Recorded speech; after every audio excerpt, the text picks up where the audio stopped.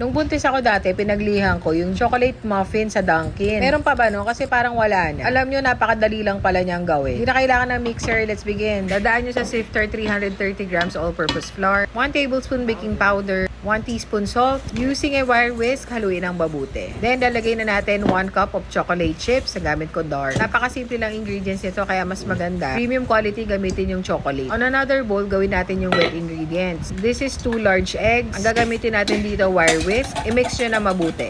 Yung halong-halo talaga ha. Then, you will need 1 and 1/4 cup whole milk, 1/4 cup sour cream. Mix muna natin. And then, you will add half cup of unsalted butter. Melt nyo. Dapat room temp siya ha. This is 1 cup sugar. Ito kinulang ako, 1 tablespoon vanilla. Nalagay ko lang half. Haluin nyo ng mabuti kasi mamaya, hindi na pwedeng i-overmix yan. So, ito magko-combine na tayo ng wet mixture sa dry mixture. Dito sa part na to, hindi mo pwedeng i-overmix. So, ang gagawin mo is the cut and fold method. Ganito yung ginagawa ko. Kailangan mo dito para mas madali spatula. I-combine mo lang together. Inamoy ko to parang kulang sa flavors kung nag-add ako ng coconut rum. Basta take note ha, do not overmix para hindi tumigas yung muffin. Then, transfer nyo na sa baking pan. Ang tawag doon sa pink na gamit ko, muffin liners. Bake at 425 degrees Fahrenheit for 5 minutes and ibaba nyo yung temp sa 350 Fahrenheit and bake at 20 to 25 minutes. Makikita mo yan, brown na yung top niya. And you're done. Nakagawa ka na ng napakasarap na chocolate muffin. Na pwedeng merienda or ito yung ginawa ko. Ginawang gift ni George sa teachers niya on Teacher's Day.